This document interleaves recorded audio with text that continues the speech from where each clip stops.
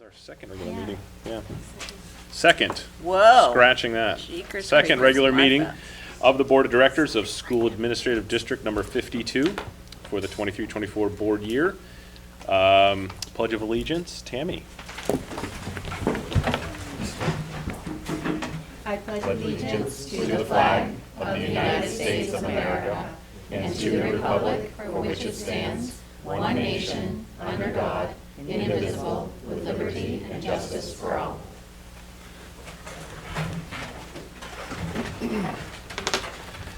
All right, so our first order of business tonight is to act on the minutes from our first regular meeting on August 24th. Does anyone have any feedback on those minutes? Any comments, corrections? Seeing none, they are approved by unanimous consent. Which brings us to item 3, the report of the board chair. I just have a short comment to make here tonight regarding public comment from last meeting. Relatively uneventful, and there's only really one person that commented.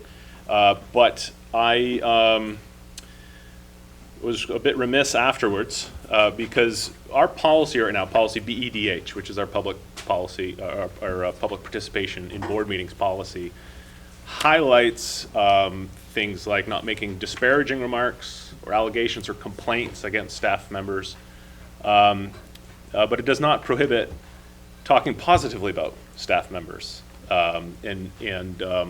Recent court cases here in the state of Maine have demonstrated that in order for the policy like we have to be effective in prohibiting disparaging remarks or complaints or allegations about our staff members, has to equally also prohibit positive speech about our staff members as well. So I just want to apologize perhaps for the inconsistency in applying that last meeting. I think the comments were about a particular teacher or a couple teachers that did something that person really liked. Unfortunately, or perhaps, we are just not going to be able to talk about staff members at all or employees of the district at all in public comment, and I'm going to be more diligent about enforcing that moving forward. Okay? Does anyone have any questions about what I just said on our board? No? Okay. So let's move on to public comment. Again, our board meetings are conducted for the purpose of carrying out the official business of our schools. It is important to note that the meetings of the board are open to the public.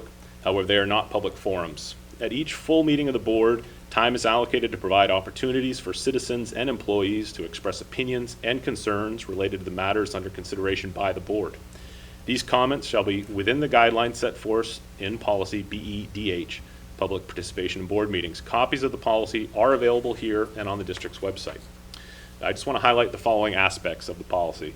The chair is responsible for recognizing all speakers. We ask that speakers identify themselves by sharing their name and town of residence. Each speaker will be limited to 3 minutes to express their views. Speakers should direct all comments to the board, specifically the board chair. This is an opportunity for the board to listen to the opinions of the public that relate to school and education matters, but is not intended to be a conversation or a debate of issues. We know that school-related issues can be emotional, but we ask that civility is maintained. We will not permit profanity, gossip, defamatory comments, shouting at one another, or comments that disparage or attack individuals or groups. The board is faced with many important issues, and for the sake of efficiency, the board discourages duplication or repetition of comments. The board will not permit complaints or allegations against staff members. And I should probably update this to say we are simply not going to be able to talk, period, about staff members. We certainly care about these concerns, but they are personnel matters, which the board is not permitted to hear in public. If there are complaints against staff, these will be handled appropriately through our complaint policy KE. So just to reiterate, this is just to highlight the full policy BEDH is available on the website. With that, do we have anyone interested in speaking this evening?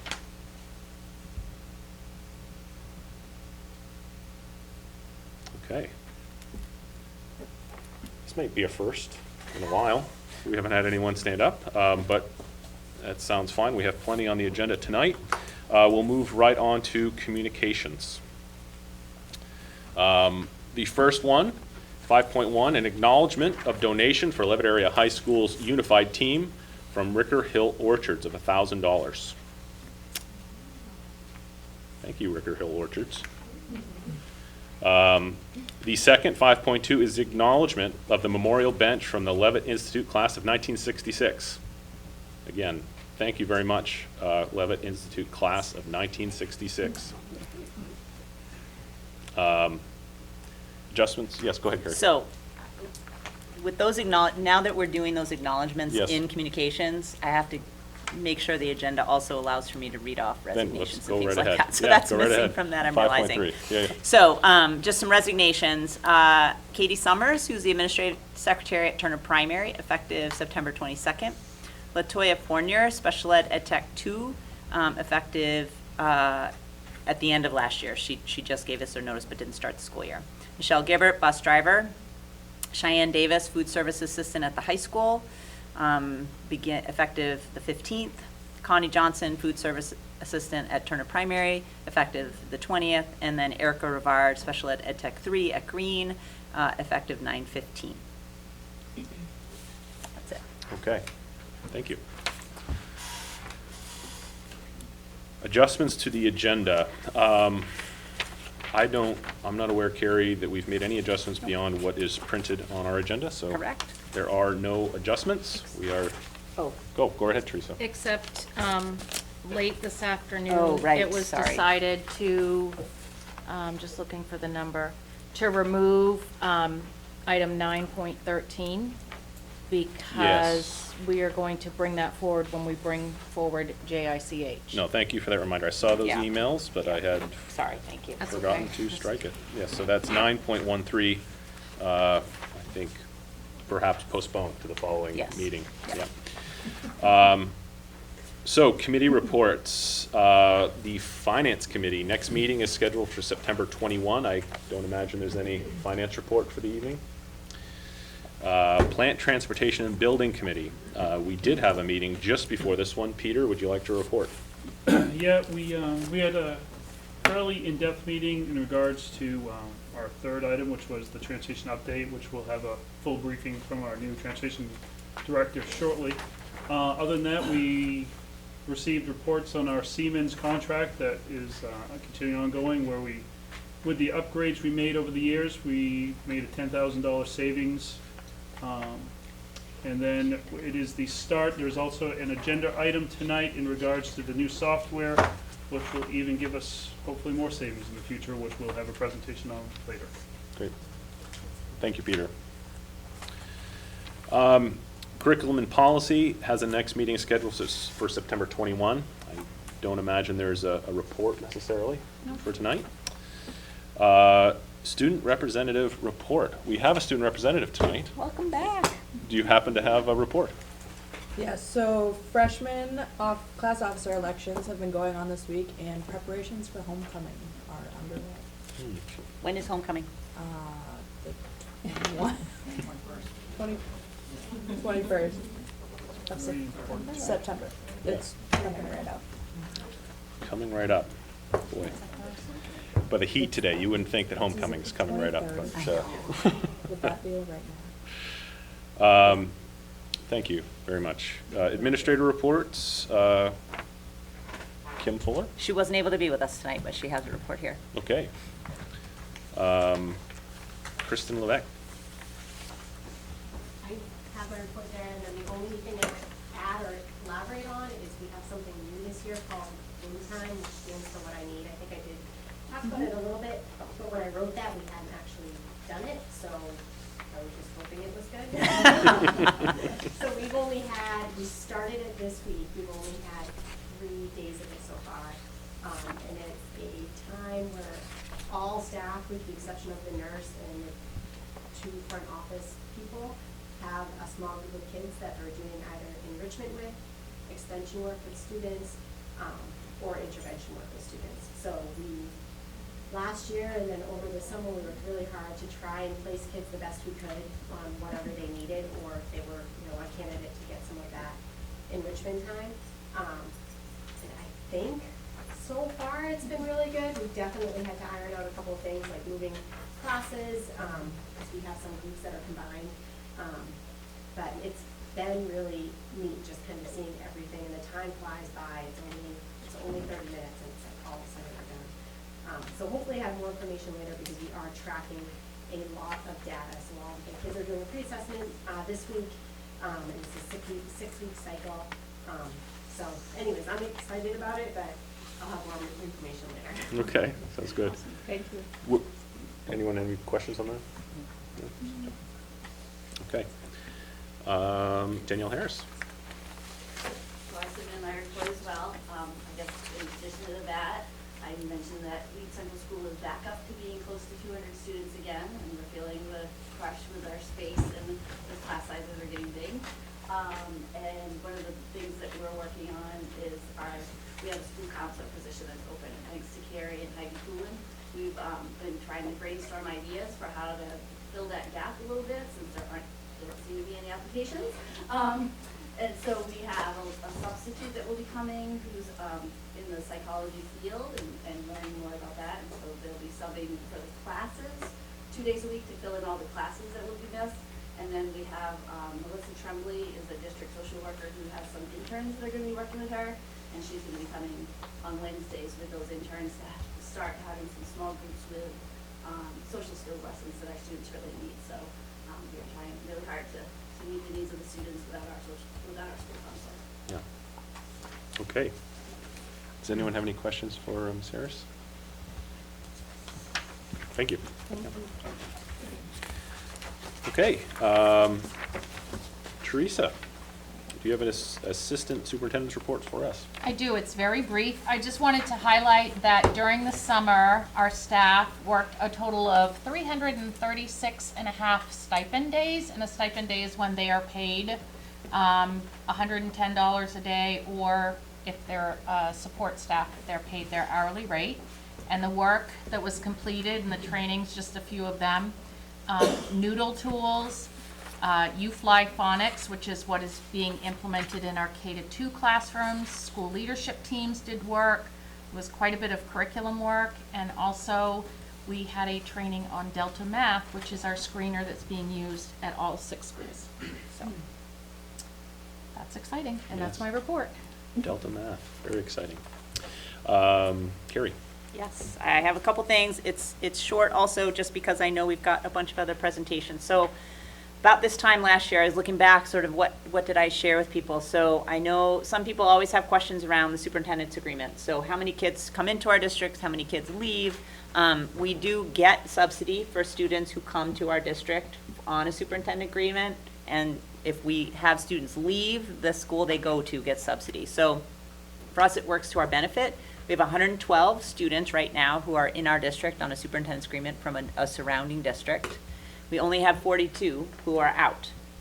Last year it was 56, so that's good. We want to keep them here, and we'll take within reason the number of students for us, because that brings us more money. Right now, the registration for homeschooled students is 75. I don't think I reported that on last year. I didn't realize that we had that count, so that is where we are for right now. I don't have a comparison to last year. I will a little bit later when we've got those numbers situated. So right now, our population is at 2,024. We were about that number at this time last year, and our October count ended up at 1,975, because there's just going to be a lot of matching of like where kids have gone and they're still in our system and those kinds of things. So once we get to October 1, that's the most important number. In terms of subsidy. It's still above where we were prior to, and certainly during the pandemic when we lost a lot of kids. So that looks good. The schools that have grown the most, Turner Primary is at 324, which is 24 kids more than last year. It is bursting at the seams. Tripp Middle School with the massive 7th grade is at 326, and the high school actually is at 571, and they haven't been that big in a long time. So those are the biggest increases. Leeds is up, but sort of compared to the others and what that growth is. So as we get closer to October 1st, I'll share those numbers with you. For staffing, I shared a lot of that 2 weeks ago. Worked with Eben, he had a literacy teacher opening without any applications. We have changed that position into something we're calling an academic intervention teacher. It allows us to accept a broader range of teachers with certifications. Literacy teacher requires a particular certification. And so given the needs of the students, having a broader intervention teacher available makes sense. So it's not a new position, it's just shifting. And then the biggest need, other than transportation, which Jim is going to talk about, although, yeah, is Turner Primary School and ed techs. They are struggling mightily. They are down 7, and it is having a huge impact on staff that are being pulled into sub. So we're spending a lot of time trying to brainstorm that. And then we had our opening on the 28th, and we celebrated 35 years of service for Teresa Gillis and the guidance secretary at the high school, Pat Ayotte. And then 40 years of service for Tina Boucher, who is in our maintenance department and keeps the wastewater treatment plant from blowing up. Wow. So we love her. That is my report. Great. Thank you, Carrie, Yep. and thank you for everyone that's been in the district for so long. Yes, Peter? Question in regards to the superintendent agreements. Do we Yes. keep track of the overall total cost that they're costing us? Because do we have to transport them as well? No, God, no. No. I'm sorry, but hold on. I do believe we do have to transport them if they are needs, right? Superintendent's agreement has absolutely no obligation for transportation. We're very clear with families on Even that. with special needs kids? There's no transportation for a superintendent's agreement. All right. So we just have the town shares that we have to cover. The town shares, I don't know what Well, that the subsidy we get from the state is only a portion of the cost of educating a child. which is true also for what For we all of get our for other kids, kids who but live so here, for the correct? 80 some odd kids there, we're covering, so we just don't know the total cost of educating the kids from other towns, is what I'm questioning. You have 42 kids we send out, 120 we get in, that leaves 80 kids that we're educating for other towns. Leave us on our the towns plus are side. paying to educate. Mhm. And I was just curious if we have any clue what that's costing our district. I'm not sure I would know how to calculate. I know when we get our ED 279, which is our subsidy, they give us a certain amount per student. And so the more students you have, the more money they get. So that, I'm not sure. Go I ahead. think you're wondering how much money these students are costing us. They're not costing us. We're actually getting money when we have more Right. students because of our subsidy. Yes, but it is costing us to educate them above and beyond the money we get from the state, clearly. So one of my concerns is specifically we have to watch where these students come into play. And I'm curious how that's being taken into account, into effect, because all of a sudden, if we have, of these 80 students, if we have 30 of them going to Turner Primary School where you're talking right now. Oh, correct, no. So that's my Correct, concern. yes. We're having these students, do- all of a sudden, we're talking an additional teacher. Yeah. We're talking tightness on our current teacher thing. So that's one of my concerns. I've never been a big fan of these Mm-hmm. superintendent agreements. And so I'm just curious how close we are seeing what they are costing us I understand. and the unaccounted for costs. And That's one of my concerns moving forward.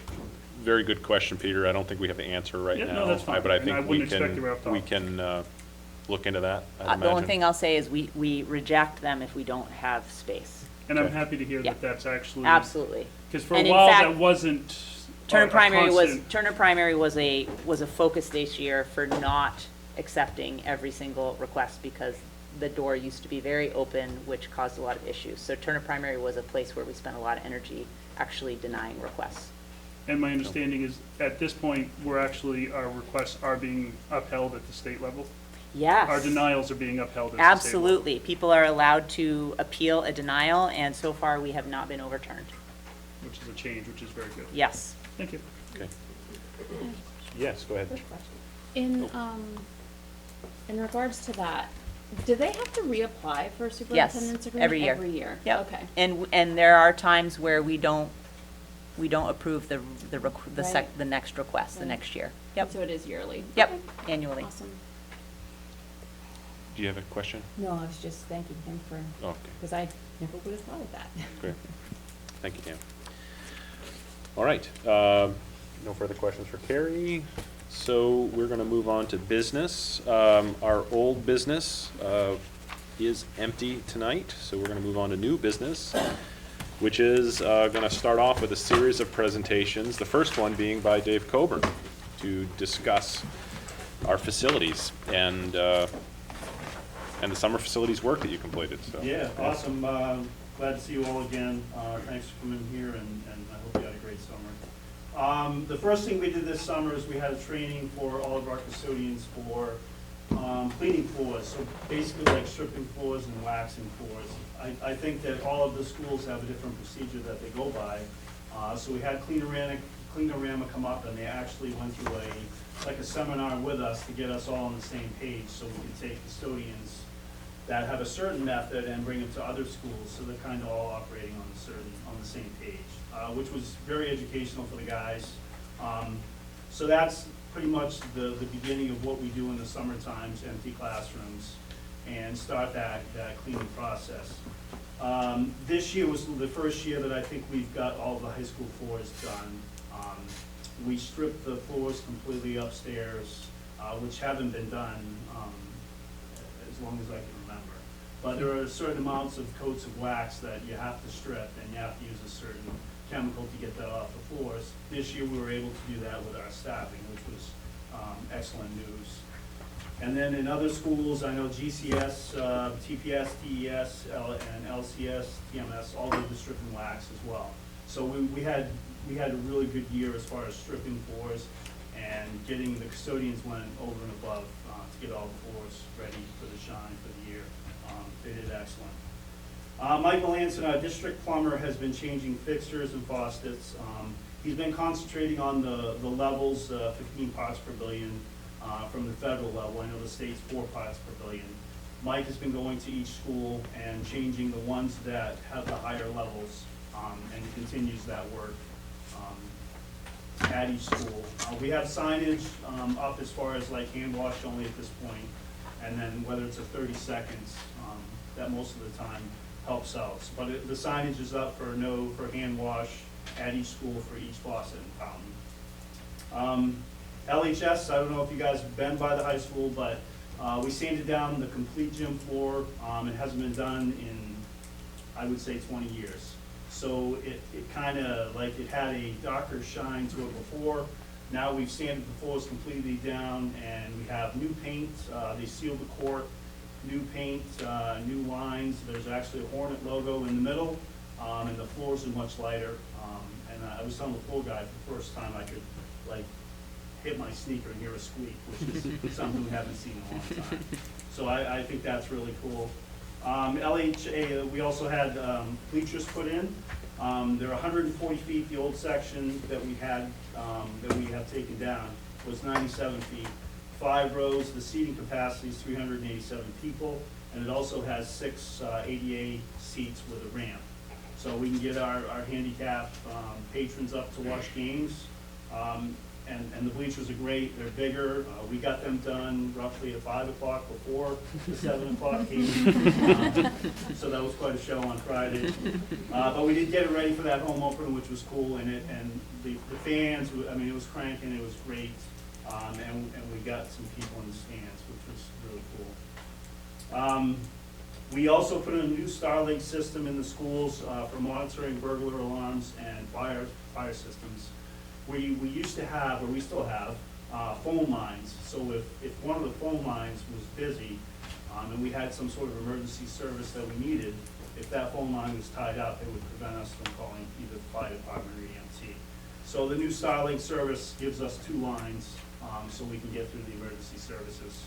One thing it does offer is that it gives you text notifications on alarms. So instead of getting a call from the alarm company and having our custodians run down and get paid for their 2 hours, which is in their contract, a lot of times you can see on the text that it's a specific door, and you know on Saturday morning that it could be a coach because it's going into the locker room. So you can call the coach and kind of eliminate that custodian going down to,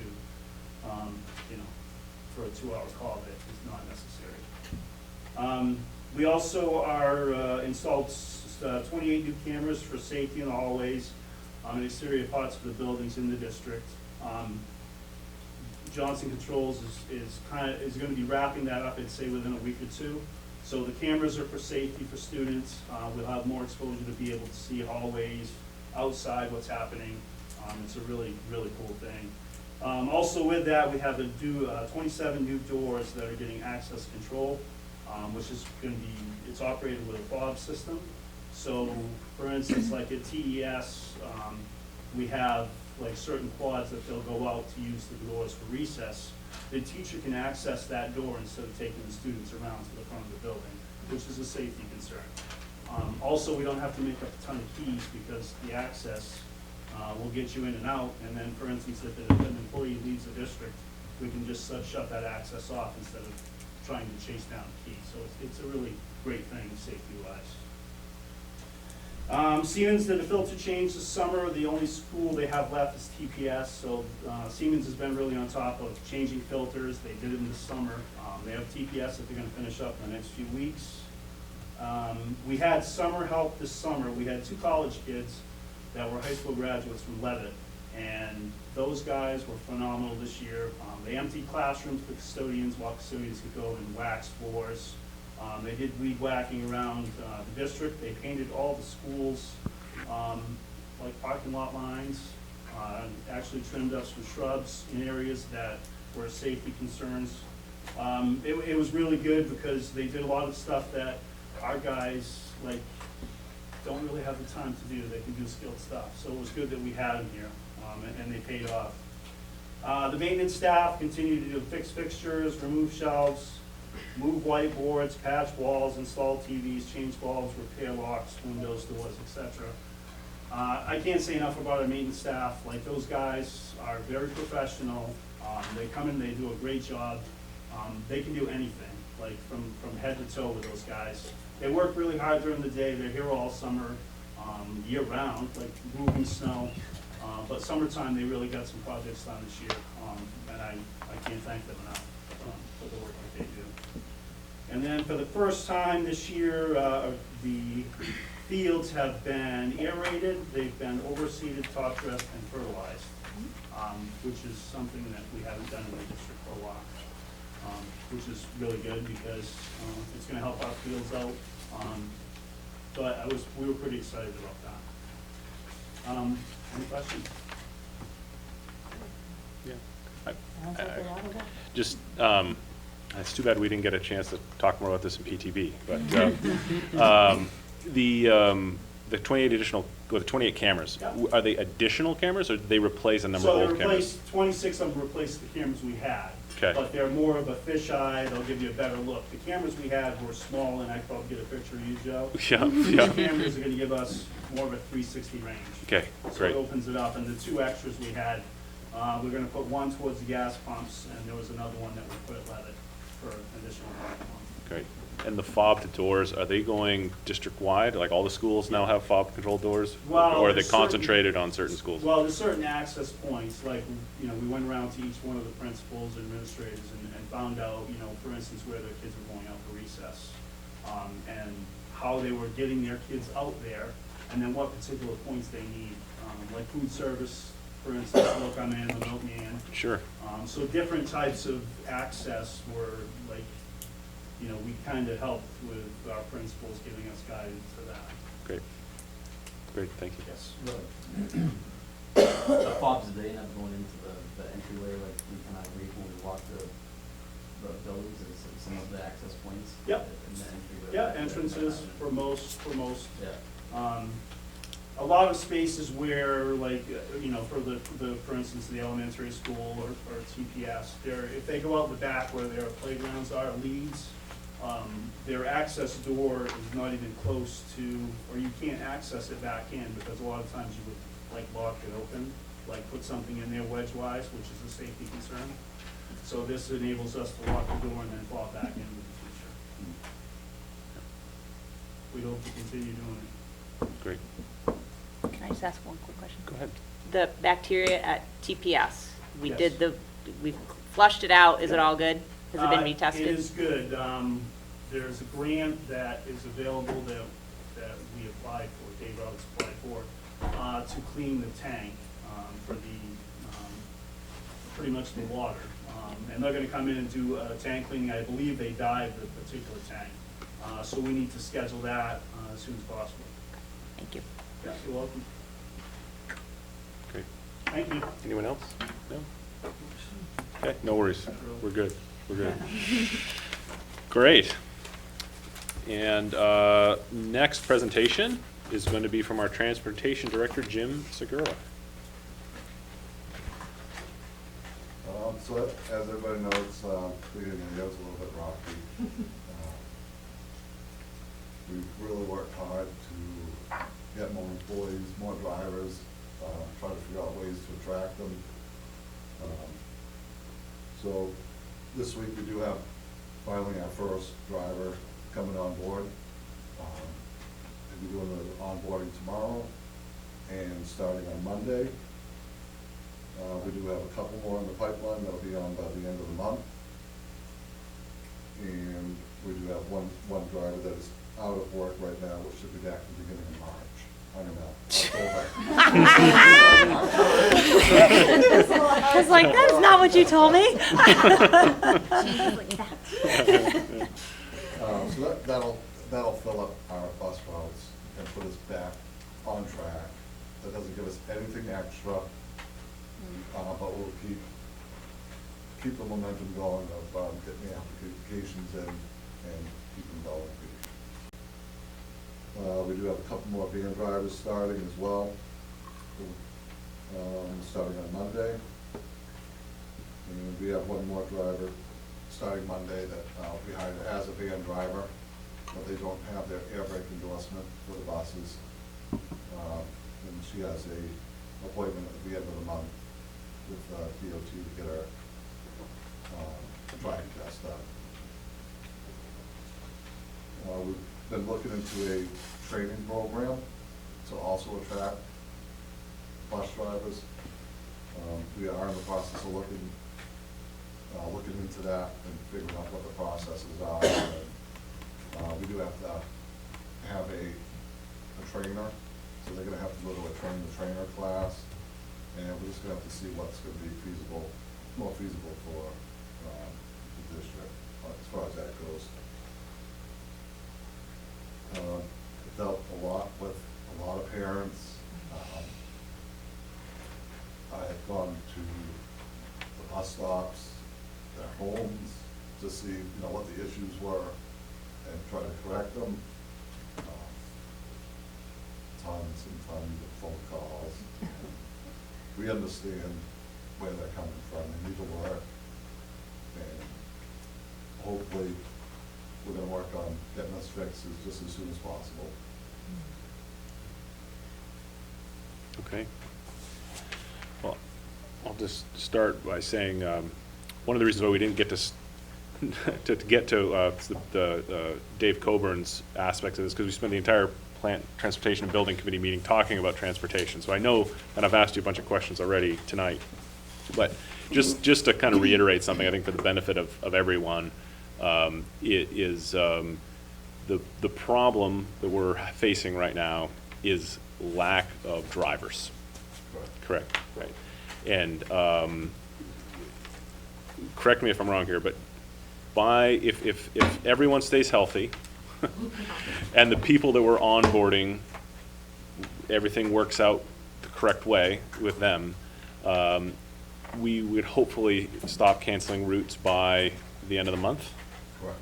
So I think that's good news, but it also still feels fragile, and I appreciate the work you're doing to trying to onboard some more drivers here as we move forward. But there's a lot going on here. Does anyone else have questions? Yes, go ahead. Just a quick question. I've had a couple of casual conversations with other parents in sports and away games, and planning on our behalf if we might have to take children to games, if that is something that might be occurring in your so facility. far, I've worked with Ryan, and everybody's been super helpful.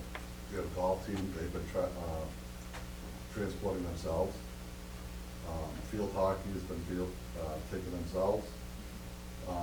We do have a retired driver that will come in and run the early sports, so we haven't had any issues so far. Okay. The scheduling has worked out great on sports, and there's some, gotta kind of wheel and deal with some of the other schools, you know, instead of a 5 o'clock start time, can you push it to 6, because we can't get there in time. And, you know, parents are not out of work yet, and they can't help transport. So, you know, all the schools are in the same position we are. It's nothing, I think some of the districts that I've talked to, we're in better shape than they are.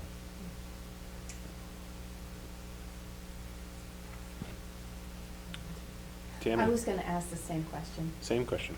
Okay. Anyone else? No? I guess I'll just also add, you know, I know, I think from the outside, it can feel difficult when we're canceling routes the night before, and you know, there can be some feelings that, you know, things are a little chaotic when schedules are posted and not posted, but I want people to know that, the Jim, you have been doing a lot of work, answering those calls, getting out to the street, seeing parents, meeting with parents, and I know that you've been putting in a tremendous amount of time, and I just want to say thank you for that in the face of how challenging this has all been, and I really hope that we're successful and able to onboard some more drivers here, which is, again, the root of the problem. So again, everyone out in YouTube land, please, if you know how to drive a school bus and you'd like to work for us, please come into the district. So thank you. Yeah. Thanks, Jim. All right, next presentation is by Principal Mates. Jump on.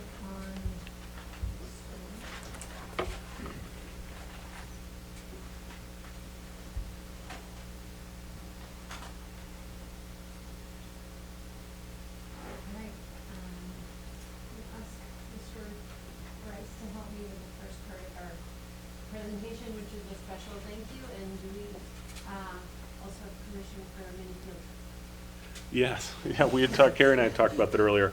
I think when you get to that point, I think we'll make a motion to recess just for hopefully a few minutes where we might go see more about what you're going to be talking about, and then we can come back, but we'll get to that point in a minute. All right, well, Mr. Rice, take over the first part of the presentation then. So glad to be here and so thrilled to have LAHS sophomore Jacoby Sutton and his family with us tonight. About a year ago, a little over a year ago, Jacoby, who was, I knew him as an 8th grader when my first year at Trip Meadow, reached out and wanted to do a project for his Eagle Scout, and wanted to know what we needed as a school. That's how this whole conversation started. And we started relatively small. Trophy case was our idea. But a small trophy case in the front entry so that we could display some historic achievements of students in the past. Jacoby had bigger ideas. He wanted picnic tables, benches, and one thing I learned through this whole process is never doubt an Eagle Scout. Because he was so determined to get to do something big and give back to the school. It was incredibly special. The concept was incredibly special to us, but the execution, which we will see very soon, was extraordinary. Nothing short of extraordinary. In fact, after you see it, you're going to look at every other piece of furniture in this building. It's just not going to stand next to it. I'd like, if it's okay, I'd like Jacoby to talk a little bit about the process that he used to have the tables built, because it was no small task. Jacoby, are you comfortable doing that? So as thank you for the wonderful introduction. Mr. Rice, as he said, my name is Jacoby Sutton, and I am not Eagle Scout yet, a Life Scout from Troop 111 out of Auburn, Maine. And as he said, a little over a year ago now, I had achieved my life rank And I had begun the daunting task at that point of my Eagle Scout project. So the Eagle Scout project, it's a giant service project that I have to plan, fund, and execute with a team of volunteers over a couple days or however long it'll take to get that service project complete. So yeah, I reached out to him, or the school, and a couple of people, and they got back to me with the trophy case and the tables. You know, they initially thought 2, 4 maybe, or most likely we were leaning towards 2, and I'm like, hey, why don't we go bigger? Bigger is always better. And so yeah, we got 4 beautiful big tables down there now. But big part of it was the planning. Planning, there was an entire packet online that I had to fill out that guided me through this. So I had to first reach out with him, set out a date for us to talk about this, get everything all the dimensions, everything right, figure out what type of stain we wanted, if they wanted like a polyurethane coat or what the tables were going to benefit for. And then after all that was out, I had to work on filling out a process packet, which helped me really realize how big of a task this was going to be. And then, only then, after that entire packet was filled out, processed and everything, I sent it over to my troops committee, where I had to get it approved by them on top of that. So if they had declined it, I could have reset this entire project. I would have had to change a couple things, and that could have set us back a long ways. But luckily, they accepted it, and I could move forth with the fundraising. Now, I would like to give a huge thanks to the people, employees, and just the organizations of RE Lowell, Home Depot, and Lowe's for their donations on this project. Made this project a whole lot easier than it could have been without them.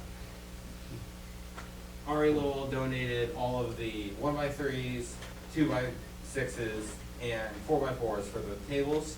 Lowe's donated the sheets of plywood for the tops, which were not cheap. So glad they donated that. And then Home Depot had given us a gift card or a discount to head towards any other material we would have needed to put towards this project. And that went as well as we expected, covered a good chunk of it. Initially I was planning on raising around $650-ish with all the wood. Yeah, it was expensive. I ended up having to raise under $150, which I covered that cost through a bottle drive. Yeah, so finally, once all those were secured, it was about May of this year. So that took a long time for planning, mainly a bit of fundraising. And then I realized, I've got a ton of wood in my basement. It's gonna take a long time to get all this prepped. And so me and my dad here, spent a while in our basement prepping all of the tabletops, attaching 1x3s to the side to add more structural support and a better edge to the tables, and for a nicer finish. And then as well as cutting the plywood, which I found was a pain in the butt. Big sheet of plywood is not fun to cut. And then I had to cut all of the other 1x3 supports, the 2x6s for the benches, the 4x4 legs for both the benches and the tables, and any other piece of support or bench material that we would have needed to help build the tables. And then, and only after everything was fully prepped and set out, thought we had enough stain, definitely didn't. Became the process of me getting volunteers and the work day. We had, I think, 23 volunteers come out and help assemble. Took us a good portion of a Saturday and then into a Sunday morning to finish up with the coats of standard polyurethane. But after all of that, it was, and 3 quarts of stain, yeah, after 3, where we had initially planned on 1 gallon of polyurethane between the 4 coats of poly on the top of the tables to make them easier to clean and just easier to, and just more, it's more durable for the long term, because Eagle project, I was kind of hoping, hey, it's a big project, should be able to stay for a while, hopefully. Middle school should have that. And the chessboards, that was last minute addition, genius idea by Mr. Rice, to give a boost to the school's chess club, and just to get more people involved with the game. And so that was just a stencil in between the layers of stain and poly, which I don't think I could be able to just freehand that. That's way above my skill level. Yeah, overall, I think, yeah, we had, it was 517 hours and 17 minutes of work, or no, not 500, 100, sorry. 500 is a lot. Of work on these tables.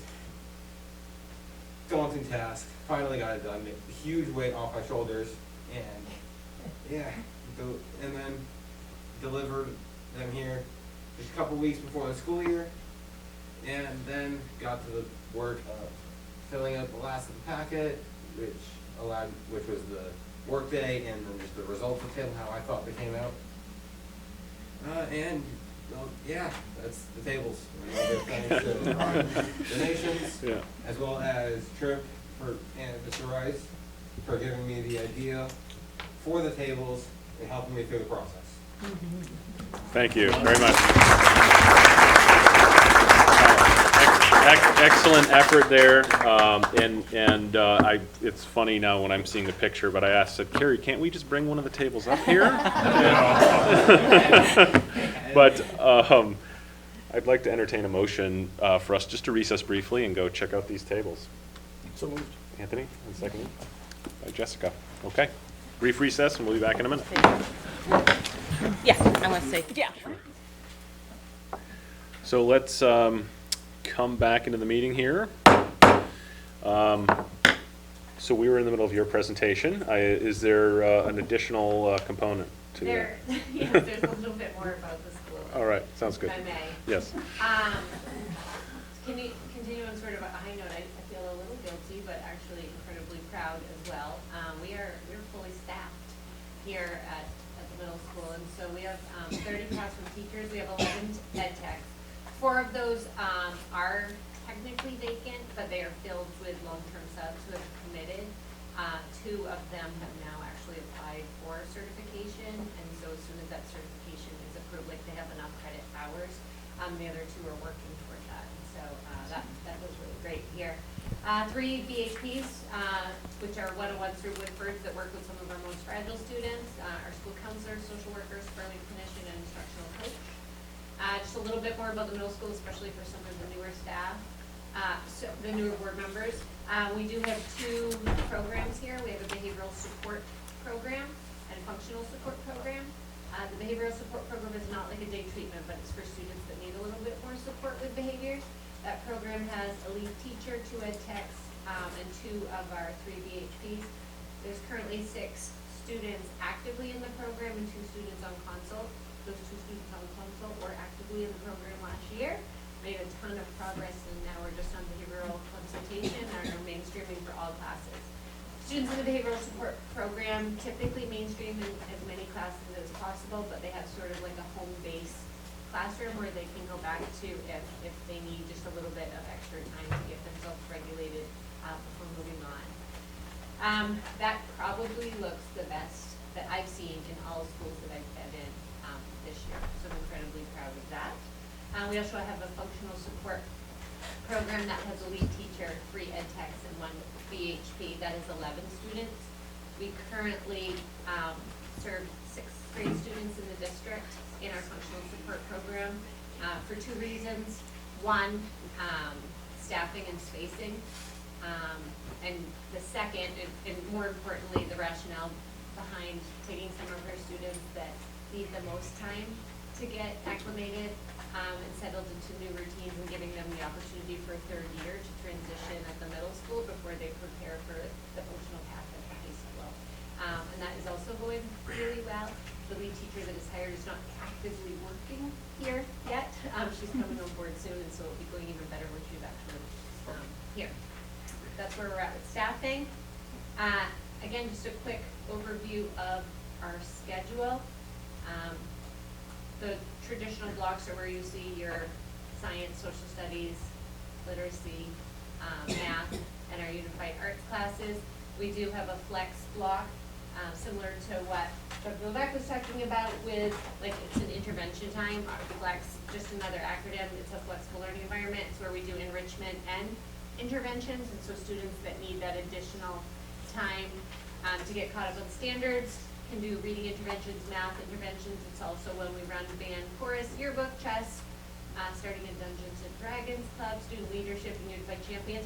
We're trying to grow as many enrichments as possible to support students who want to do co-curricular things, but can't necessarily stay after school on a regular basis, so they have opportunities to do those things during the day as well. And our crew is the last half hour of the day, and that is when we just teach our teenagers how to be kinder, better humans. We work on relationship building, relationship with staff, relationships with each other, habits of character, executive functioning. If anybody has a middle school student, you know that, like, even getting them to leave with their backpack and a water bottle is a challenge. Shoes. Very personal right now. Shoes. So navigating, like, a green, white, rotating schedule at the middle school is a lot. And so we build in some intentional lessons that just show them how to balance life as they get older. And then we do a lot of healthy competition. We have a lot of crew competitions that just, it keeps it really fun here. Building on that relationship piece, something that's new here at the middle school, and so Carrie and Evan, the principal of the high school, and I talked this summer about a grant from the Department of Education with the BAR. Would it be the BAR? Building assets, reducing risks. Oh, they are like a... They're like a foundation. BAR Foundation. With the BAR Foundation, the DOE was offering a grant for schools that wanted to partner. And the exciting thing for the middle school is we were already doing a lot of the things that the BAR Foundation sort of suggested, but we needed to get better at a few of them. Most specifically, like the data tracking. Like when you're meeting and you're talking about kids and you know what's going on with them and you know where they need more support, but then you just, like, put it on the agenda and you talk about them again next week and you know, like, what they need and where they need more support. But there are still missing pieces on how to, like, get them that support or specifically track if they're making progress through the interventions that we're putting into place. And BAR is incredibly skilled and helpful, and that's what we're doing. So it's a strength-based educational model originally created specifically to help students transition from, like, the middle school to the high school. Focuses on creating positive and intentional relationships, and then using real-time data to help problem solve and then make instructional decisions that support students. The goals are goals that we already have. Earn higher achievement scores for students, become more engaged in their learning, and for teachers to increase their effectiveness. Sort of permission for them to have fun teaching. And so there are 4 or 5 major components. The first is I-time lessons. We already do crew here, and that's where we do a lot of, like, our SEL, our social emotional learning lessons, our relationship building lessons. This just takes it to the next level, and it pushes us to do some of those in the content classes as well. Small block meetings, again, we were already doing those. That's where teachers are just meeting to talk about students. Your big block meetings, that's when, like, administration and counselors also join, and there's a pretty strict agenda that you need to follow and circle back to, again, track that data. And one of the coolest parts is they give you a BAR coach, and so someone that sort of holds you accountable and knows a little bit more than we all do about that. And so myself and the instructional coach meet with her weekly, and then she comes, she's from, like, Minnesota, comes 4 times a year to spend a day here just to see how we're doing with all of this. And so we did a training this summer for 2 days, and we had almost the entire staff, and they loved it, and it was a little scary because whenever you do a training with all your staff the week before school about like something new you're gonna implement, you just automatically expect like for some people to push back, and nobody did. They were all in. And so, yeah, we're up and running, and it feels good, and it's just one more thing to like I said, build better relationships with our students and get results in return. That is it. Okay. There was a point where you said that it was somewhat of a data-driven exercise too. Like, what types of data are you looking at to Yeah, so assess? when we meet in those big block meetings, our instructional coach is also serving as like our bar coordinator within the school. So she'll come to those meetings, and we have 3 teams here. We have Bengal, Siberian, and Wildcat. I'll say Bengal, for example. We're going to a Bengal meeting. It's all the Bengal teachers. She'll bring attendance data. Any students that are chronically absent or truant. We'll bring discipline data. Any students that have, so many office referrals for that week.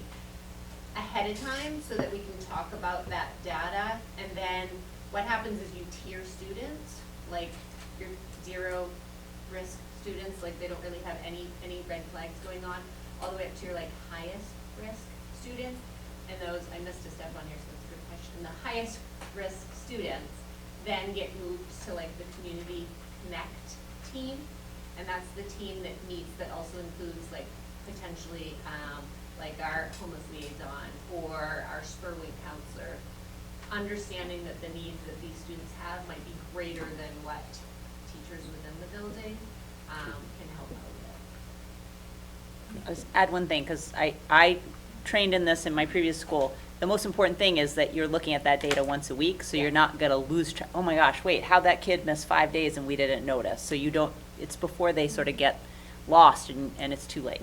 And again, like most of these are already like policies and standard operating procedures we have. Again, to Carrie's point though, you just sort of get lost if you don't have that accountability, and so that bar coach sort of taking that final responsibility to make sure that we're keeping all of this data when we're supposed to is nice. And like I said, everyone was into like the extra accountability because they know it's gonna pay off. Okay. Yes, Peter. On a side note, but very much related to middle school, at some point in the future, would it be possible to get a plan for further incorporation of the 6th graders coming in? Because I remember discussing this in years past, say, well, it's already near the end of the season. One of my bigger concerns going into 7th grade, especially school, is the incorporation of the 3 towns, and to increase the amount of intermixing going on throughout the whole school year, just not the last month. And one thing I'd like to see, and it's definitely not your sole issue. To me, it's a 4 to 5 administrator issue to incorporate those 6th graders and increase activities amongst all 3 6th grades throughout the whole year, so that this fall, isn't really big. For some of the smaller schools, maybe like Leeds or so forth, where they're going to all of a sudden a lot more students kicking around, and it's just, they take a lot of that stress off. Yeah, no, I couldn't agree more. Even the handful that we're doing now has made a huge impact for a student, especially anxiety coming in. And so if we were to push that across the whole year, I think it would give us more information of these students as intentionally as possible. And it's not so much just worrying about the middle school, just each other. So maybe the 3 elementary school teachers just need to incorporate those 6th grade students more. And at some point, I'd like to maybe hear of what our current plan is, and if we feel how to move forward with this. That's all. Thank you very much. Thanks, Peter. Yeah, maybe we can bring back the pillow polo tournament. Anyhow. Mine was dodgeball. Dodgeball tournament? Okay. That's how we incorporate dodgeball, each school against each other. I don't really think that's what he's asking about. Yeah. Yeah. Who did it at Leeds? Y'all are super helpful. Yes, so Yeah. any more questions Super for helpful Janet? Yes, go ahead, suggestions. Anthony. But- Yeah. Do I understand correctly that the bar program is grant funded? Did I hear you say that? So and that's coming, that's a grant from the state? From the Department of Education, correct. Okay, thank you. Okay. Anything else? Thank you so much. All right. Thank Another you, present. Jacoby. Thank you very much, Jacoby, Yes. for the tables. There's Yeah, Very that's much, awesome. yeah. So much. Very solid effort there. Sweet, it's very, very, very nice tables. The next presentation on our agenda and is from Superintendent Teresa, Assistant Superintendent Teresa Gillis. You press Did something share. just happen? We're not Yeah, sure about? slideshow, slideshow. Okay. Good evening.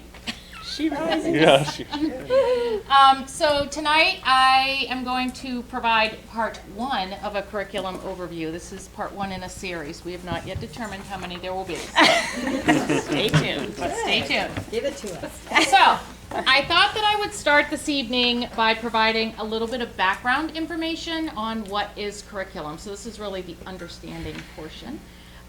So the first definition is a definition that the Maine Curriculum Leaders Association, the members came up with in 2021 to my best recollection, and we meet monthly. Well, actually we meet more than that, but we meet on Zoom, and we were in work groups, and we really came up with a definition that curriculum is an intentional and sequenced set of learning standards comprising expected knowledge and skills with measurable outcomes and aligned assessments that guides instruction. So I included that here. And then Rubicon Atlas, which is the company that we are utilizing as a tool for our curriculum work, has curriculum defined as a sequence of learning that is both vertically and horizontally aligned. So, here, for the purpose of our work, I wanted to start with the components of curriculum. So we have standards, we have teacher instruction, textbooks and online resources, school mission or initiatives, and then local community needs. And as you may be familiar, the Maine Department of Education has 8 content areas. I have linked them in here. So if you go to the Maine Department of Ed, just for fun, I'll pick mathematics. I think I will. Okay. And so when you click on, if you go to the Maine Department of Education, you'll see here, mathematics. You can go in and pick on the left-hand side. There's all the different curriculum areas that they have. So those are what we have for our standards. Okay, why can't I get it back? Press the green button up in the corner. Press the green button. Oh, here, this green button, sorry. Thank you. Okay, we're back. All right. So, Carrie and I thought it would be fun to play a little game. Well, it's not really a game, I was gonna say. So, Don't remember a game, but we thought it would be fun. we thought it would be fun. Okay, so, what you're going to see on this handout, Just one for a moment. and I have it here on this slide and then the next slide. So believe it or not, our standards begin in pre-kindergarten. And as you can see on the handout, it's the side that says Maine Early Learning and Developmental Standards. It's the 4 different colors. So these are the reading standards for literature that start at the end of toddler, 36 months. Some of our pre-K students, when they start, they are either 3 or 4 years old. So we start here with the reading standards for literature. And then if you turn over to the other side, you will see where it picks up in kindergarten. But if you start, if you look at the reading standards on the Maine Early Learning, the pre-K ones, the purple overlaps because they've pulled in the kindergarten standards, so you can really see it goes from 3 to 5 years old. And so on this sheet here, on these 2 sheets, you will see the examples of the standards. Here's what we call a strand. It's in the ELA curriculum, which ELA is English Language Arts, reading, writing, language, speaking, and listening. And it shows the vertical progression. So on this next slide, that's the vertical progression from K to diploma. And then the one that has the pre-K, you can see how they go through. So Carrie always likes to remind me to look at the verbs, look at the details. So if you follow along in the standard, you can see how students in pre-K are learning about with prompting and support. They're asking and answering questions about simple stories. In kindergarten, they're still getting prompting, and the prompting starts to include the who, what, when, where, how. Then in first grade, it's ask and answer questions about who, what, when, where, how. And so as you progress through diploma, by ninth through diploma, we are asking that students cite strong and thorough textual evidence to support analysis of various texts in ways that demonstrate. So if you see that there is a gradual progression from when students come into us in pre-K through when they graduate. So if I can just, so this is almost like the roadmap for only teaching this one part of literature. So like Teresa and I picked the one that would be the easiest one to see on one page, but the vast majority of these are like, They do not. we tried to pick math and there's just no way to get it in a visual way that would make it easy for you to understand. But it will have like, geometry will have something in first grade and then there won't be anything in second grade, but then there'll be something in third grade. So it's the same idea in every standard. There's a progression across the grades. Sorry. For all content every areas. content for all area. 8 content areas. So those are a very brief summary of the standards. And like Carrie said, there are lots and lots and lots. Well, that's my interpretation of what you said.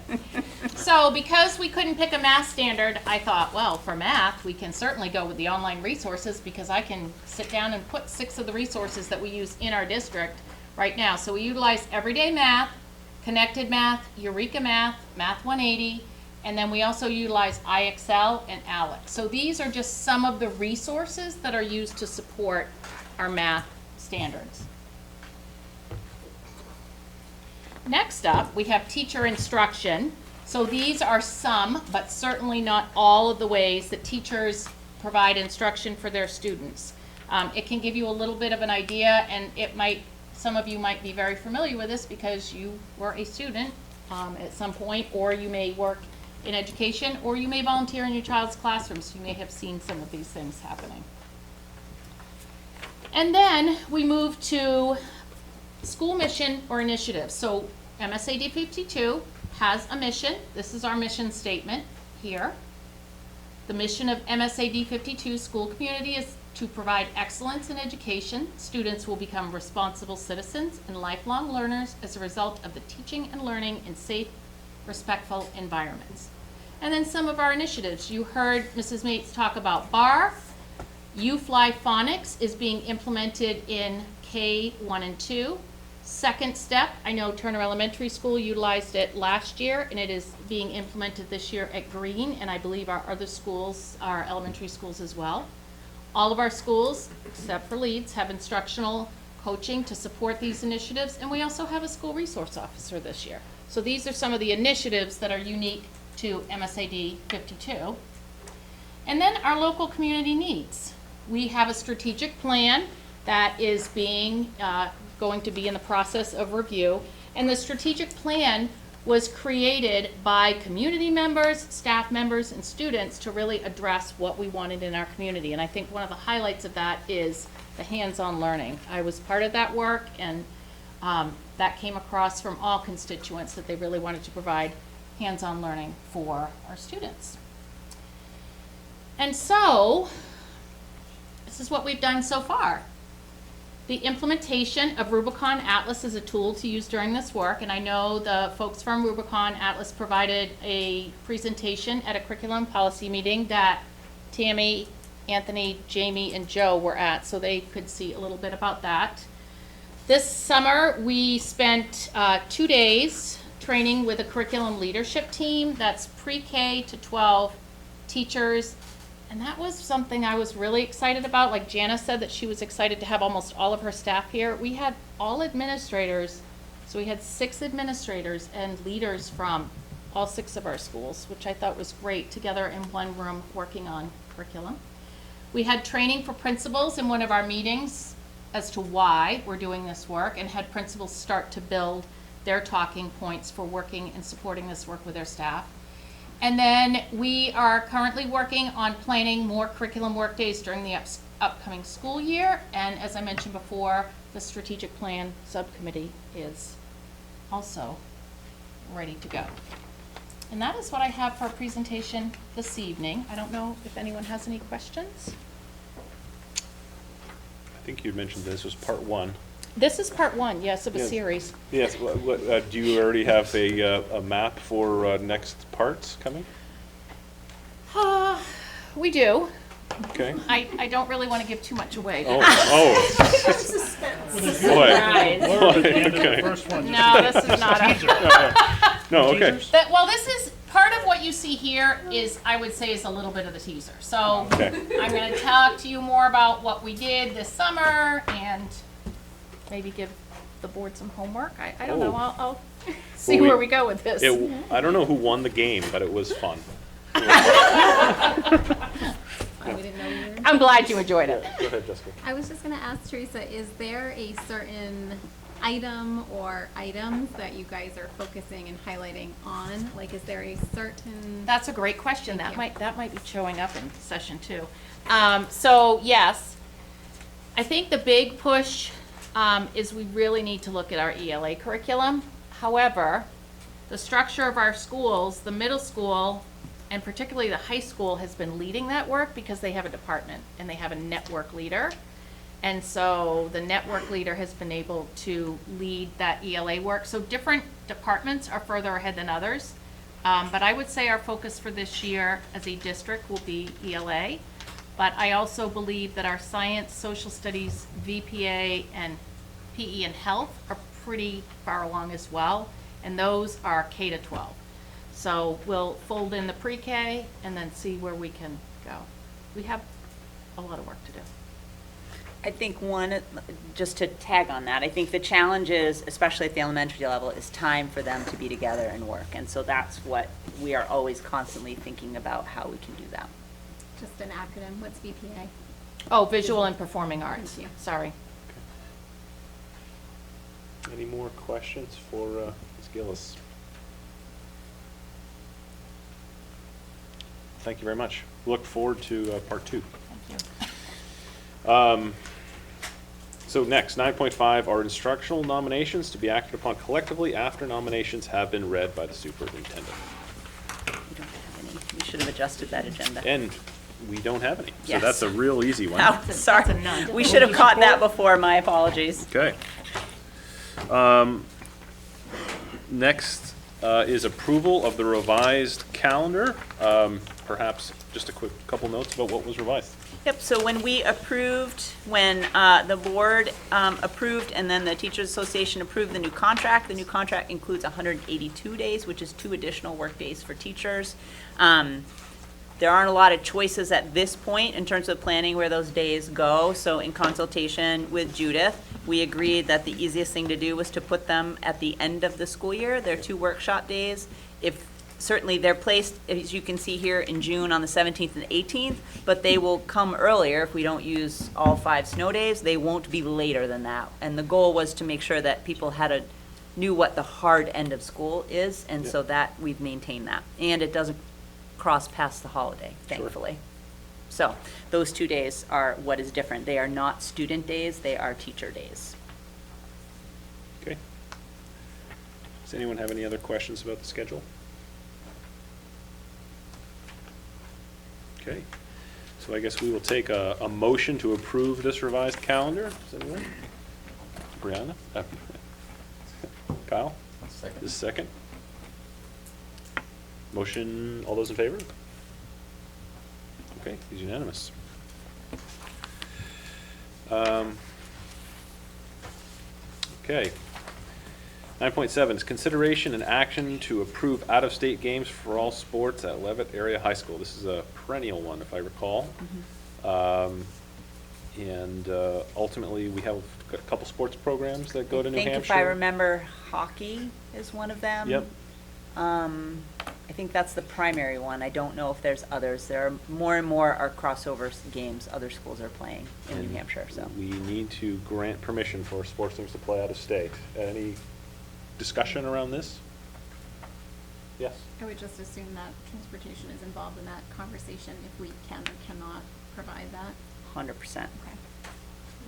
Okay. Any other thoughts, questions? All right, so we'll take a motion to approve out-of-state games for all sports at Leavitt Area High School. Jessica? Peter, is that the second? So all those in favor? It's unanimous. 9.8, consideration and election of board representative and alternate for Maine School Board Association Delegate Assembly. So consideration, that would be probably initially seeing who's interested, right? Or do we already have, I haven't talked to anyone about this yet. No, last year, I think we decided this, I can't remember, but I remember we were talking about the, what was gonna happen at the delegate assembly. I think, Anthony, you represented the board last year. Yes. Right. Yes. How many, I'm not really sure what we need. Do we just need one person? Yes, Okay. And an alternate. and an alternate. alternate, Yeah, I think, sorry. Jamie, were you the alternate? I was. Okay. Well, no, I was the alternate, but Anthony was lovely, because something came up and I was like, I can't be the alternate, and he was like, I got this. Okay. Yeah, alternate wasn't needed, so. Yes. there So we go. it's a Saturday, the date is on there, it's virtual, Saturday, October 21st. Do we have a volunteer to be our delegate here? Anyone interested? I can do it again. You can do it again, Anthony? Okay. Do we have anyone willing to be the alternate that may not need to do anything, but could still be the alternate? Okay, okay. Very good, very good. All right, so any other thoughts or discussion around this? Okay, so we'll take a motion to nominate Anthony to be our delegate, with Jamie being our alternate. Do I have that motion? Made by Crystal, seconded by Peter. All those in favor? It's unanimous. Thank you both for volunteering, again, particularly you, Anthony, yes. Question. Go ahead. So once we know what some of the issues are going to be, will we be bringing that to the board so that we can talk about that and let our delegates know? I believe we had a meeting We did. and we talked all about that last year, Yeah, so I imagine we'll do the same thing Okay. again. Yep. Yeah. I thought you were gonna say I'm not last sure time I've and I forgot it. No, no, no. I'm not sure I've actually seen them yet. Like, Okay. do you, I haven't so seen we initially had it on this agenda, and I just didn't think they hadn't come out yet, so when they do come out.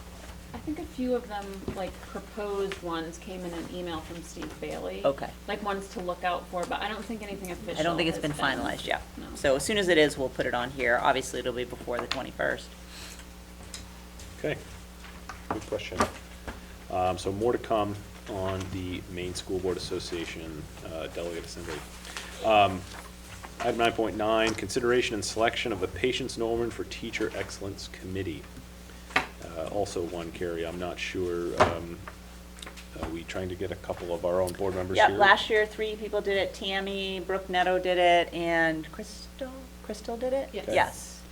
So 3 folks. Do we have any volunteers for that one? And just so you know, like, there's not gonna be a big meeting. Like, typically, you guys will Yeah. read the nominations and provide a ranking or feedback on them. So it's not a huge commitment. Okay, did you raise your hand, I Tammy? will, Okay, Tammy, anyone else? Bree and Anthony? So, any further discussion on those folks being considered? Okay. So we'll entertain a motion for Tammy, Bree, and Anthony. So moved. Second. Quick, all those in favor? Unanimous. Number 9.10, acceptance of district-wide automation software upgrade through Siemens. This was something we talked about at PTB earlier today. I don't know, Peter, if you want to speak to it, or maybe perhaps Gabby? I'm gonna pass this right over to Gabby. So we had met with EEI months ago, before the end of the last school year, and determined that there was another company that could fulfill the needs of the district through automation software. The current automation software that we have, Insight, is going to be discontinued come October. That doesn't mean it's going to stop working, it just means they will no longer upgrade it or provide any updates to it. So we had to make a decision on whether or not we would stick with Siemens, which would be Vecito, or go with a new company, which would be Excel with Niagara. We got quotes on both. In doing some research on our existing contracts with the district and Siemens, that Siemens provided to the district, we determined that there was one contract that we've had for a number of years that we did not need, but we were paying for. So in order to compensate us for this outlay of money that was not warranted. Siemens has agreed to reduce the cost of this DeSigo upgrade by $40,000 in addition to providing the district with 2 years of comprehensive coverage instead of just preventative maintenance worth over $60,000. So that covers what we have already paid as a district. But in order to recognize those savings, we have to stick with Siemens.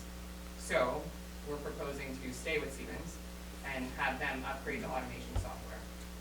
The software will already work with all the components that we have in place that, you know, control the heating and ventilation. Potentially also upgrades to lighting in the future where we can dim lights through these controls as well.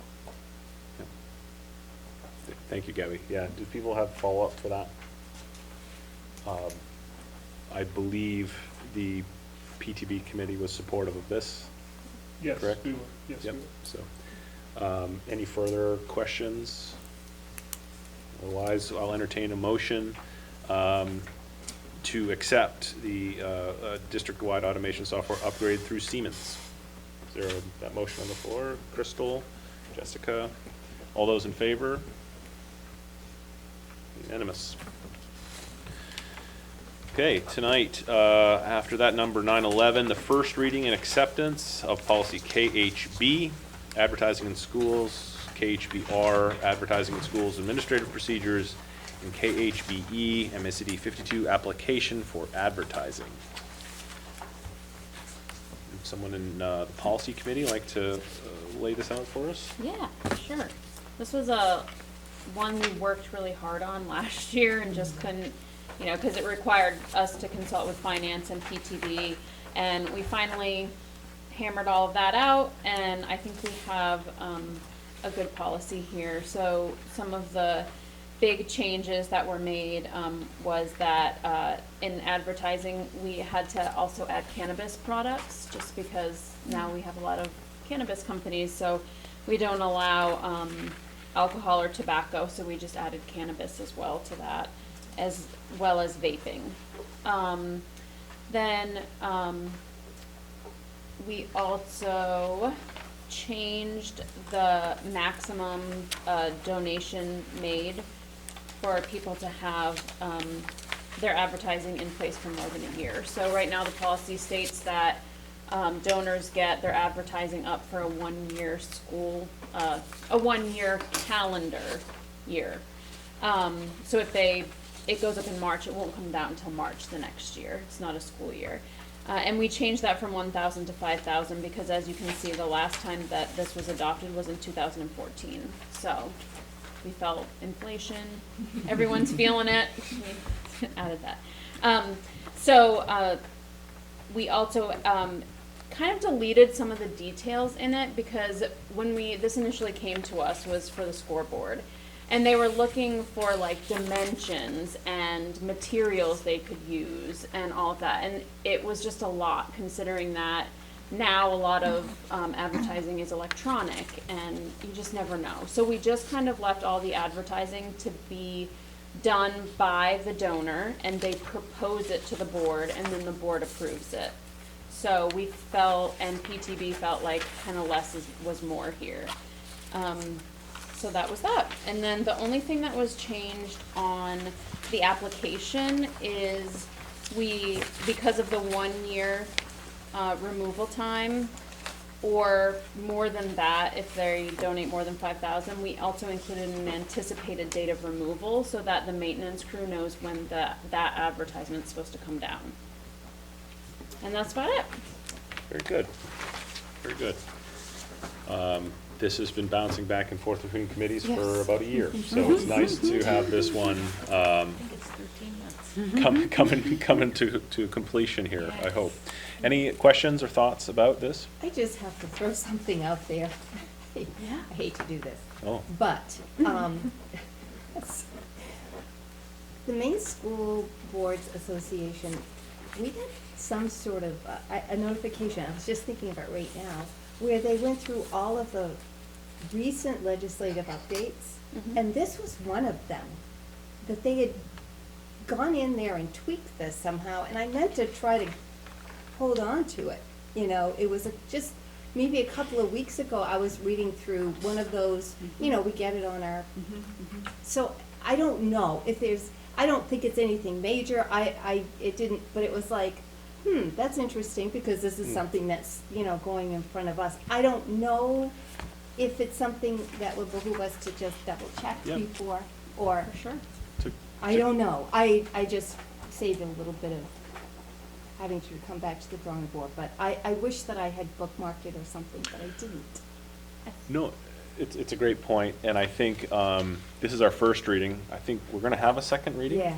And so, you know, perhaps in the meantime, we can make that And I'll try review. to look and see if I can find it too. Yeah, go ahead, Carrie. So originally, it was gonna be a first reading and acceptance, so just alter the motion, so it's just a first Sure, reading. yeah. So we'll do that. We are, I know what you're yeah, when talking I about, s- Tammy, I can yes, find it yes. in my email. And I'm trying to figure out, so we will, we don't need to take action then if we're not accepting, right? I think my recommendation would still be approve it as a first reading, Okay. and then if we need to change something, but at least we've got that, and we can always come back Okay. at the next meeting. We should have that by then. So, any further discussion? Okay, then I'll entertain a motion to approve this as a first reading. For Tammy, second, for Crystal. All those in favor? Unanimous. Now, as a first reading, it doesn't go into effect until the second vote. Correct. Regardless. Correct, so it's coming back to us. And this next one also says first reading and acceptance of policy KLGA, relations with school resource officers and law enforcement authorities, and KLGAR, school resource officer, law enforcement administrative procedures. And I believe that this one does very intentionally have an acceptance, because we want to make sure that we have a policy in place for our school resource officer, which we don't currently have. So, again, someone from policy mind just highlighting or give us some highlights of our SRO policy before us? I'm gonna let Carrie take the lead on this. Okay. Because she brought it to us and kind of presented it. So. Okay. So the policy actually provides guidance for the SRO, but also for our employees in terms of how they work with the SRO, because we don't want to turn over things that are administrative responsibilities to the SRO when they should remain with administration. So a lot of it is sort of like verifying that the SRO has to follow all the laws around interacting with minors when they're in school. Like, they can't sort of not get parental permission if they need to interview a student who may have violated the law. They need to follow all those even though they're in our schools all the time. And administrators, you know, can't keep potential law enforcement issues away from the SRO, but they also have to do their own investigation. They can't just turn over an investigation to an SRO. So, for example, if there's an incident in a building and there's potentially, you know, something illegal, there have to be parallel investigations. We're not just going to make it a police investigation. It still belongs to our staff and to have our responsibility for it. So this is a list of those things to make sure that our staff is doing the things that they still need to do, regardless of whether or not we have an SRO, and then what the SRO is obligated to do. Okay. And this was vetted, discussed, approved at the policy meeting previously? Okay. Peter? Just, without seeing all of the corresponding policies, which I have to admit is my fault for not looking them up, I have some real concerns in the lack of statements of parental notification. I have a general concern that in schools in general, parental notification is sometimes secondary to dealing with a lot of issues, and I feel it should be primary. If there's an issue going on with your child, you need to be notified. If you can't be notified, you have to move forward. But reading through this, and I will admit I might have overlooked it, I don't see anywhere where we're stating that parents have to be notified that something's going on. And I'm sure that in some of the policies we have, it states that, but I also believe I've heard over the years that there are times when no, parents come second, we have to deal with the issue at hand. And I don't necessarily believe with that. And I believe there are some laws, but I think we as a board can make our own stand. And the fact of the matter is, I believe the parents, especially for these minors, have the right to know what's going on with their kids. And in this here, what I'm reading does not show me that when we're dealing with any sort of issue regarding this police officer, because he is a police officer, parents aren't being, it's not in there stating that, okay, a parent has to be notified at the same time. Yep. And that concerns me. So, so as long as we have it in writing that our administrators or whoever's there has to notify parents whenever there is an issue regarding their child, then I don't think we should move forward with this at this time. Because they are minors. Yep. They're under our control, not the school's control. They're under our control. Yes. And we need to know what's going on with them. I just want to make sure I'm clear. You are talking about that there's a lack of statements about parental notification, but not necessarily anything prohibiting parental notification. Exactly. I just would like to see it more highlighted. More highlighted, that it has to, it has to be stated that a parent has to be notified that that, for example, if an administrator is reporting an issue to the SRO, then the parent needs to be notified at the same time that the SRO officer is being notified. Is notified, sure. I don't know. Or similar circumstances, I highlighted a couple places where just things were mentioned that it was being notified, and the school resource officer has access as a school employee type thing to all the student records. Sure. But there is some question in my mind on those are personal records. We're talking a legal case at this point. We're no longer talking that school resource officer gets involved. We're no longer only talking school issues. We're talking actual legal issues for those minors. Sure. And I just think the parents need to be significantly involved in these discussions.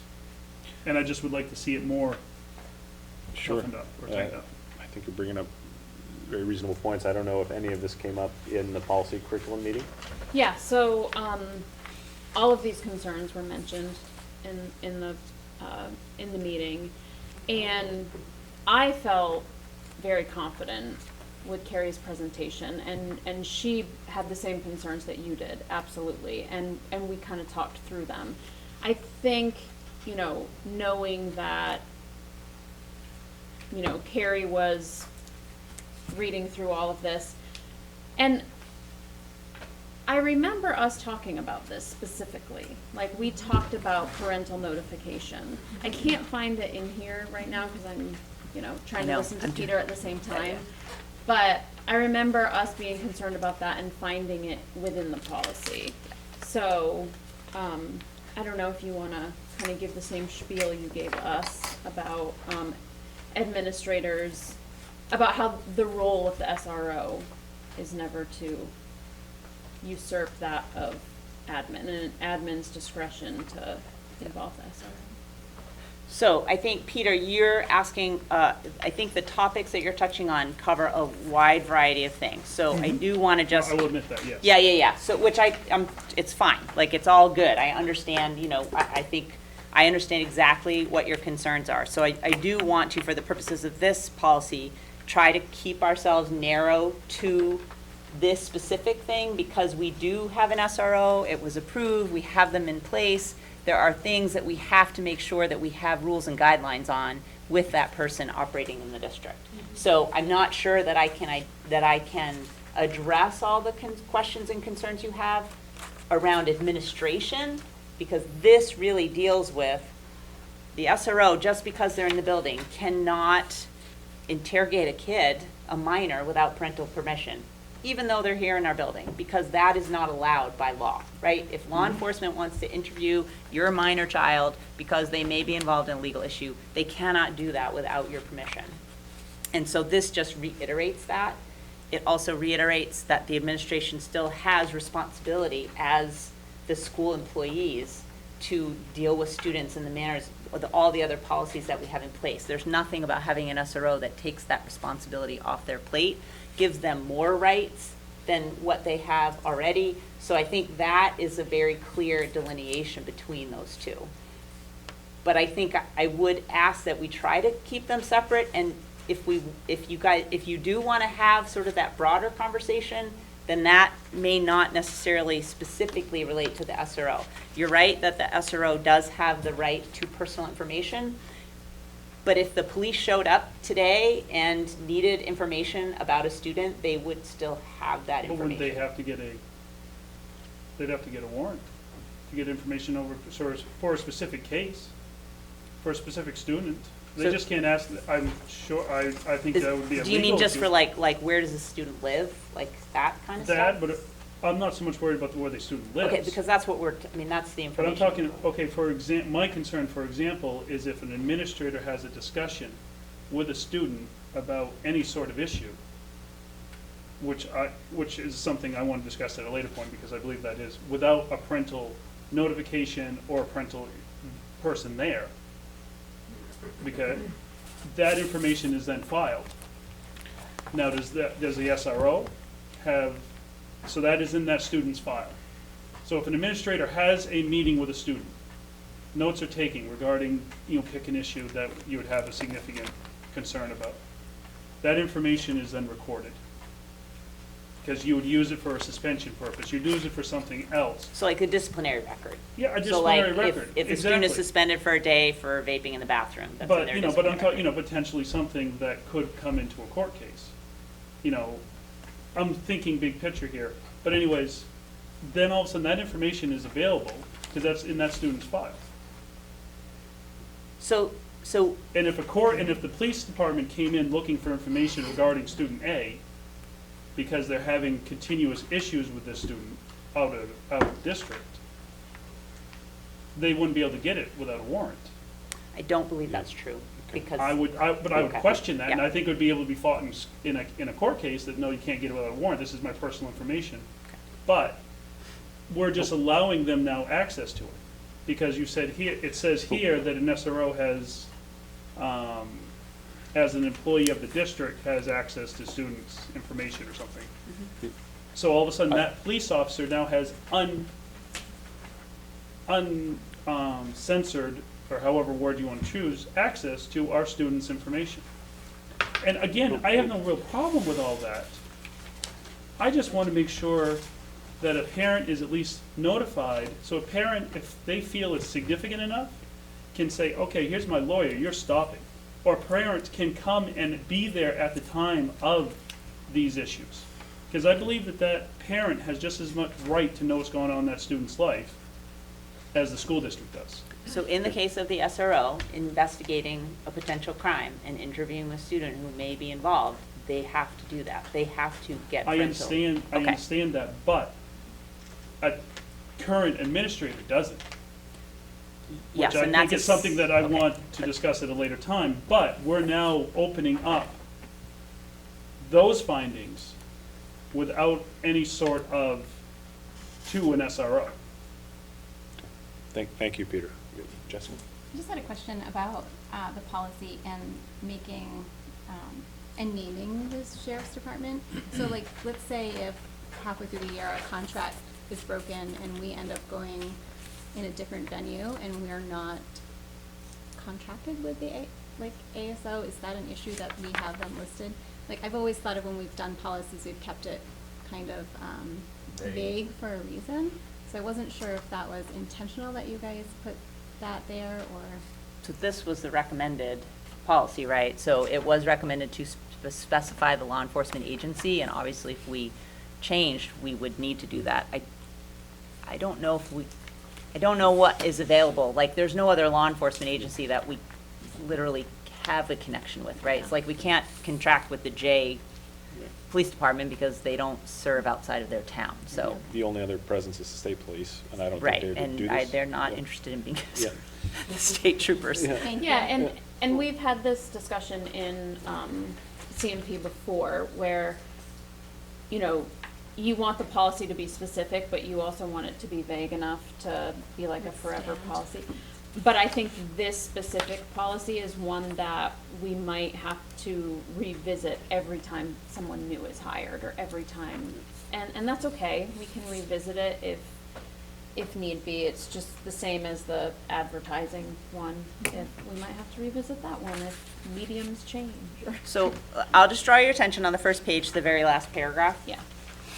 Because I think we did go over that, and my brain is now coming back to Yeah. it. The very last sentence says, when in relation to the SRO and the relationship with an SRO, the superintendent and administrators retain the authority to deny access to students for non-school related investigations. So if the SRO catches wind of something that has happened outside of school, that does not automatically become something that can happen in school, and the administrators can say, no, you can't do that here, you gotta go to the parent's house and interview them. So we maintain that authority. If it's something that has happened in school, well, now it's also our issue as well, right? We would have to call the police anyway, and so that, we are not ceding that authority. Well, and I never felt that we were ceding the authority. Okay. I just wanted to give more of a enforcement to the administration, saying, make sure parents are notified, and whenever possible, it should be taken into account that parents ought to be part of the conversation. The paragraph right above that is one of the areas that I wonder, and I wonder if it maybe is covered in the very last sentence. The superintendent and administrator shall also inform an SRO and/or the Amsterdam County Sheriff's Department when they have reason to suspect that a student or staff member may have violated a state or federal crime. That is fine, and I think that's good, but is there a statement somewhere else that I'm just not seeing that says, at that same time, they also need to notify the parents of that student, Who's they? whoever this administrator is? Oh, the school authority? Yeah. Oh, So when they're calling the sheriff saying, I think Johnny's doing something bad, do they also have to notify the parents? so, Because here it says that they don't have to. And I don't know that that's our think- place to make a decision on that. Joe? Yes, go ahead, Jamie. So, one of the really big things that I think Tammy and I learned about, and Anthony, when we went to the school board convention, is that policies are not meant to provide administrative procedures. And so I think that in this case, on the last paragraph, it says the board authorizes the superintendent to develop administrative procedures. And to me, I think that that's what you're looking for, Peter, right? Is like an administrative procedure that says, That is- we would like parents to be informed when, Yeah, and and I said right from the get-go, if it's covered under the other areas that this is a much larger overlapping policy Right. that reaches into many different Yeah. areas. So as long as the parental figure, whoever it is, whether it be a Right. parent or a state guardian, is notified of the juvenile, of the minor's situation, is all I care about. so I think that, in terms of this policy specifically, I think that should be an administrative procedure. So I'm not sure how to handle, But that's kind of like saying, okay, we're gonna agree with this, assuming yeah. everything's gonna come. I can't, that's just assuming that all of that's assuming our children's rights are protected. Of course. But it's, Of course. but currently it's Anthony, not. you had your hand up, didn't you? Well, I would just be interested if there's a particular spot that you think might be, can we bolster the 14th Amendment parental rights in that particular place that you think, it'll be most appropriate there? I was somewhat headed towards, at some point, we need to come up with an action to take. Well, I'm you know, open and- to any, yeah. But I'll let you go first, Tammy. Well, there certainly is that action of notifying parents and guardians in the part on page, it's number 3, when it's a non-related school purpose. So I think that when it is also a for school-related purposes, that might be appropriate, or maybe on page 1 under D, you might put something in there where you would make it a priority to also include parent notification. I assume, based on what I've read in different policies, when there are procedures, when you're doing discipline, I don't have my policy book in front of me, but I believe that most of them do incorporate the parent notification. but without having, you know, all of those beside us, it's kind of hard to note. So this might be another good place to somewhere find a place where it will fit. I don't know. Go ahead, Bree. I'm just curious if we might be getting a little bit nitpicky about some of it, in the sense that when you say inform parents, is it like they need to review cameras first to see who really went into the bathroom, or who went in and vandalized this, or whatever? Do you need to notify the parents just because an administrator says, I believe that it was Jimmy who vandalized it? So can we pull up the cameras? Like, should we be notifying the parents immediately if we don't actually know yet if it was said student? I think what we've stated so far, with Carrie mentioning, is that when the SRO would be interviewing that student, then calling that person in and saying, we have evidence, we believe that you, so let me ask you some questions. Like, then I think, as this policy states, the parents need to be notified. But I'm just wondering if we're getting to be a bit too nitpicky and trying to broaden it out to every little situation, that parents need to be notified immediately. And I don't think that's what this policy is trying to say. I think it's saying when there is evidence, when there is cause for major concern about a crime being committed, then, and a student would need to be questioned, then the parents need to be involved at that point. But I'm sorry, I have a job and I don't need you to call me every time you suspect my child may have been involved because of a rumor and my child is innocent, because that's interrupting my day too, right? But if you had evidence, you saw in the video camera, then yes, absolutely. If my child's gonna be called in for questioning, I definitely wanna know about that. But we don't have enough hours in the day to constantly be calling parents because of hearsay or rumors until they've had a chance to get some information. And then, so that's why I'm curious to know. But that's not, what you're saying is exactly what I'm saying. I'm not talking at all about the administration's ability to make a review or do a decision. I'm talking about the administration's point where they bring in law enforcement, or the point where the administration interviews the child, which, as Carrie said, is not necessarily here, Right. but goes into the files. At both of those times, I feel a parent needs to be involved. When you bring in law enforcement, because that could potentially significantly affect your child's future. And they're not, and that's not being as well. covered here. That's not being covered here, because that's saying you can bring law enforcement in before you notify the parents. So, I think the challenge of this discussion is that I don't think we're all perfectly clear on exactly where these lines are. But I'll let you go again, Anthony, here. Go ahead.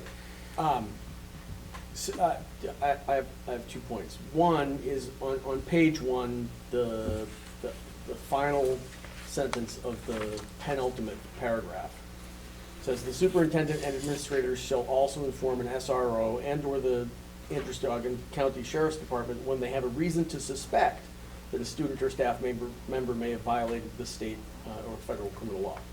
So at that point,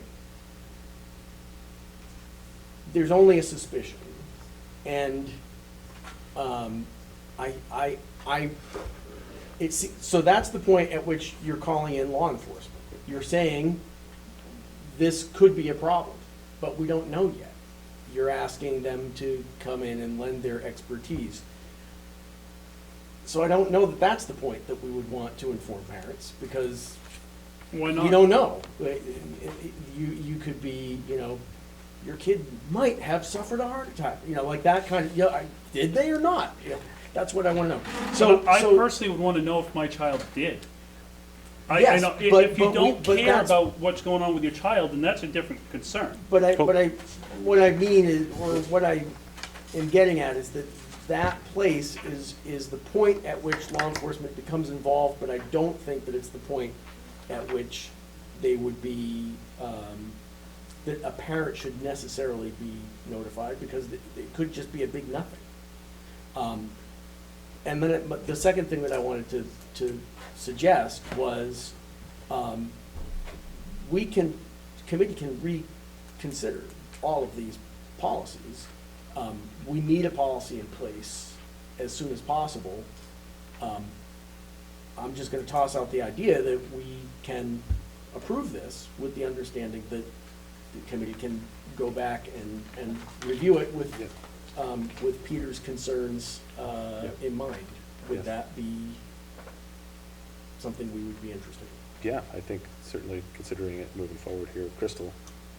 Just kind of to, maybe if this goes back to curriculum and policy, I'm just looking under arrest of student at school. It says as soon as possible, the school administrator shall attempt to notify the student's parent guardian of the student's removal from school.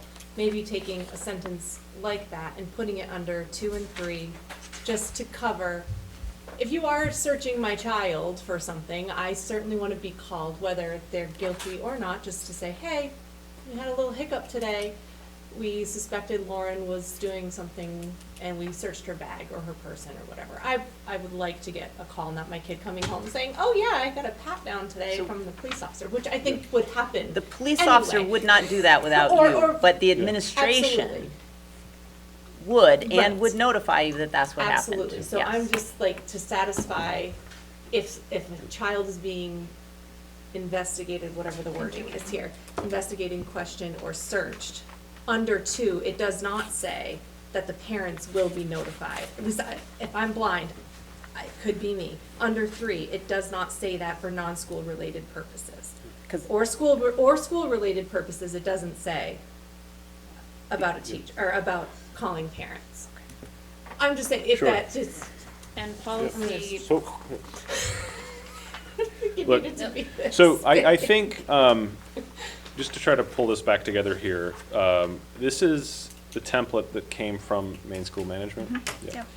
And I completely understand the urgency that our administrators feel right now of getting a policy in place, as we don't have a policy and we do have a school resource officer. We need some guidelines around that quickly. We're in school.